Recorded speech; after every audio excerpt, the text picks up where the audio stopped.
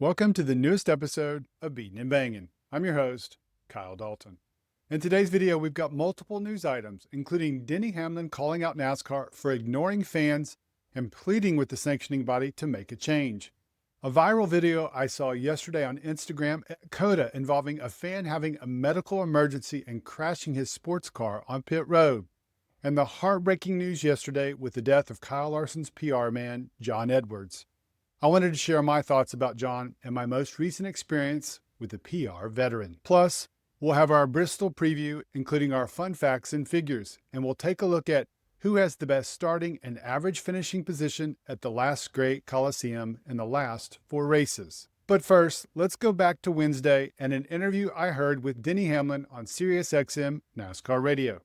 The Joe Gibbs racing driver joined the morning drive and discussed a variety of topics, including his recent wins at Martinsville and Darlington. Later in the conversation, the 3-time Daytona 500 champion was asked about items he thinks NASCAR needs to address, and unsurprisingly brought up increased horsepower. On a follow-up question, he was asked about his unique perspective of being a driver and an owner, and what are some of the hurdles that are preventing it from happening. The only thing I can do is tell you guys that when we had 900 horsepower, or we had 750, or now 650 like we have now, the engine bills are the same. I don't know, was the manufacturers just eating that cost? I don't think so. I think they've been passing it along to the teams the entire time. The issue seems to be red tape, obviously. We've heard that NASCAR says, well, another manufacturer, they're close. Until that happens, I just think, why not give the people what they want? And then if a new one comes in and says, hey, I can't produce that, I need to produce lower, then let's taper it back to 650. But until then, I don't see the reason in sacrificing, A, what the people want, B, it's what the drivers want, and that will help the fan sentiment alone. Because the fans feed off of whatever the drivers say. So I think it's an easier fix than it's made out to be. Yes, would the engine manufacturers have to tweak a few things in their engine? Yes, but even those manufacturers, such as Doug Yates, said, listen, going back to 750 is not a big deal for us. It is you just take the taper spacer from this one to that one, and then we have to tweak a few adjustments in the engine, and we go race. So we've still been racing 2 races on these engines for quite some time.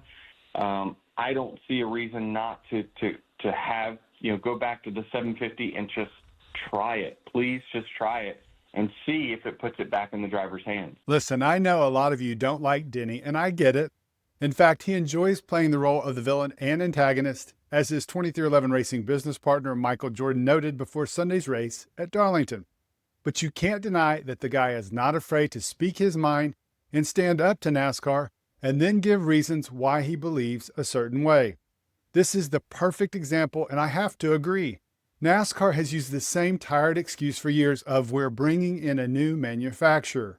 Until that happens, up the horsepower, and then we can cross that bridge when we get there. Moving on to our next story, and it's a video that I saw last night on Instagram that's gone viral.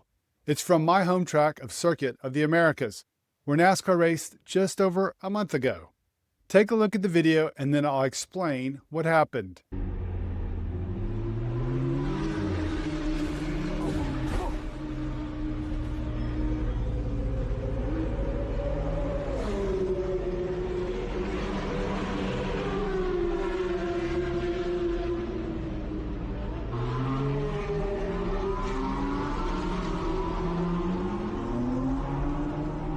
Yeah, that's just pretty shocking video. When I saw it, I wanted to know more. So I scrolled through the many comments and found this one. That's me in the jeans and black shirt almost at the front. This was insane, but the driver was okay after a hospital stay.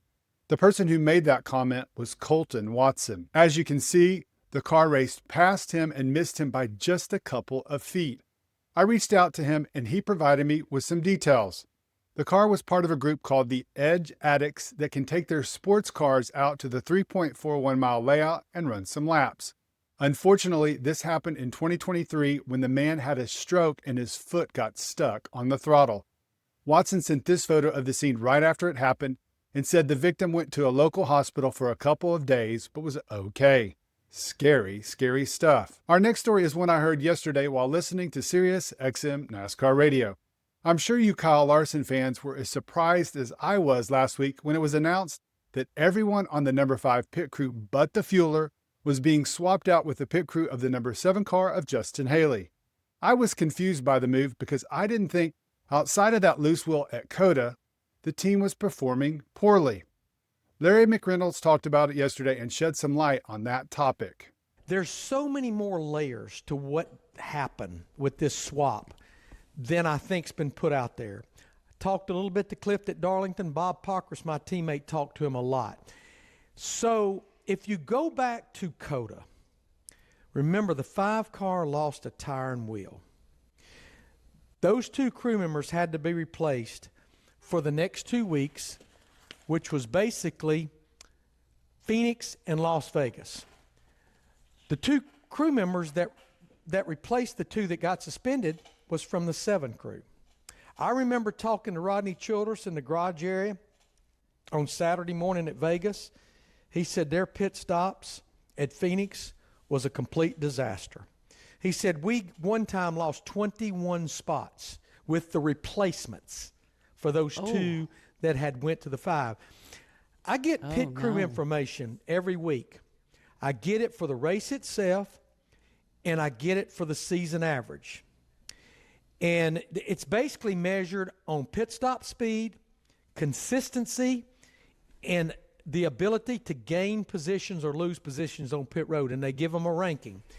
Now, what was miscued before Darlington, after Martinsville, is the 5 had a pretty good ranking. But it was pointed out to me what really ramped up those numbers were the 2 weeks that they had the replacement pit crew members. And the 7 was ranked pretty good. And what was pointed out to me, remember, that's the pit crew that's moving to the 5 car.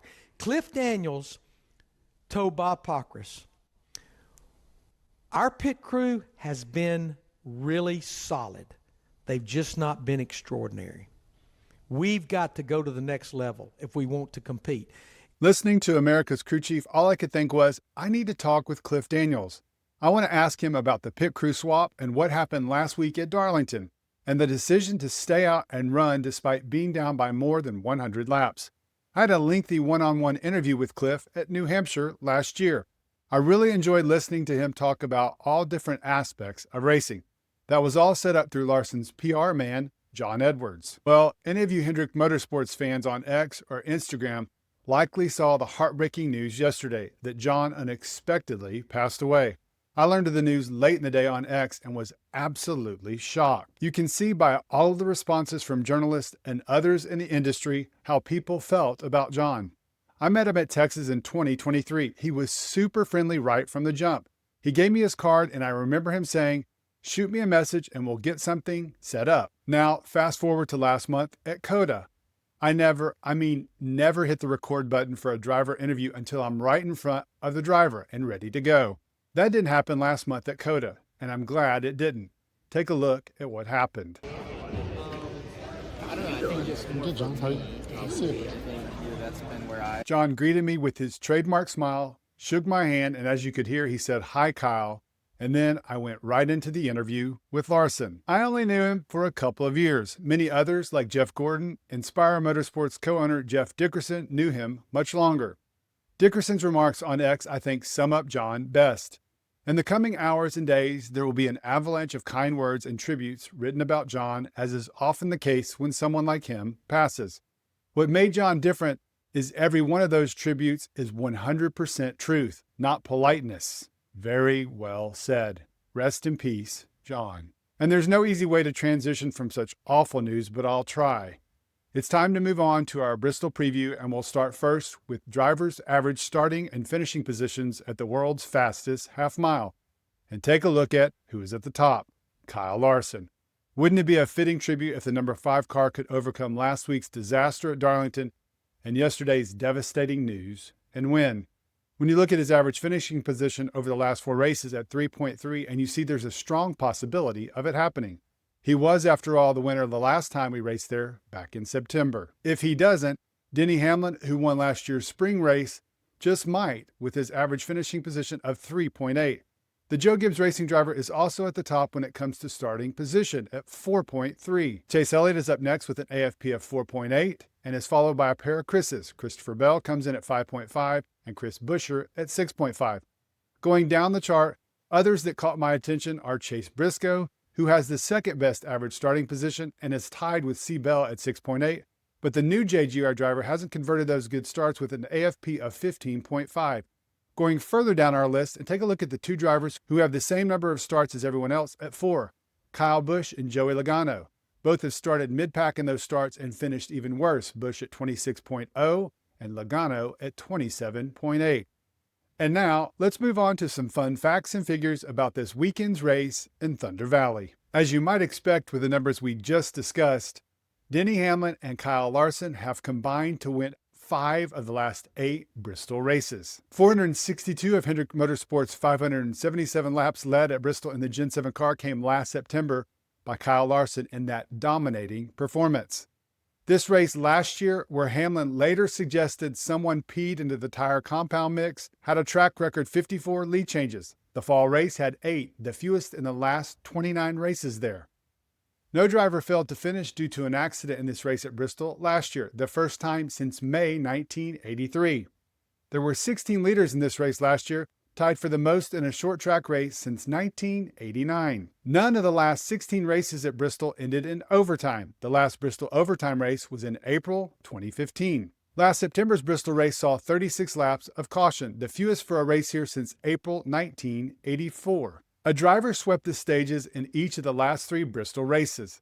Kyle Larson last September was the only driver ever at Bristol to sweep both stages and win. There was only one caution-free stage in the stage era of racing at Bristol. The driver leading the most laps won 5 of the last 6 Bristol races. The final green flag stretch was at least 121 laps in each of the last 3 Bristol races and at least 57 laps in each of the last 6. There were only 5 cautions at Bristol last September, tied for the fewest in the last 78 races there. Each of the last 22 races at Bristol were won by a driver with at least 200 prior Cup Series starts. That would rule out Ty Gibbs, but interestingly enough, he has led 239 laps at Bristol, his most at a track. He led over 100 laps in 2 of the last 3 races there. Kyle Larson finished top 10 in 10 of his last 11 Bristol starts, including top 5s in all 5 races there with Hendrick Motorsports. 4 drivers finished top 10 in the 4 Bristol races in the Gen 7 car: Kyle Larson, Denny Hamlin, Christopher Bell, and Chase Elliott. And finally, our last stat, Kyle Busch's 8 Bristol wins rank 5th all time, but he's finished 20th or worse in each of the last 5 races there. All right, guys, that's a wrap on today's episode. I want to hear what you thought about it. First, what did you think of Denny Hamlin's remarks on increasing the horsepower? I have to believe most of you agree. If you don't, tell me why. Second, what did you think of the scary incident at COTA? And for you Larson fans, are you happy that he swapped pit crews with Justin Haley? In addition, if any of you had a personal experience with Jon Edwards that you'd like to share, I'd love to hear about it because I know it won't be anything but positive. And lastly, share what you thought about this week's fun facts and figures from Bristol. And if you think Kyle Larson or Denny Hamlin is the favorite. Based on the most recent numbers, it feels like one of them is going to win. Thanks again for checking out the latest episode and supporting the channel. I really and truly appreciate it. Hope you enjoy the rest of your day and the race weekend at Bristol. We'll see you on Monday.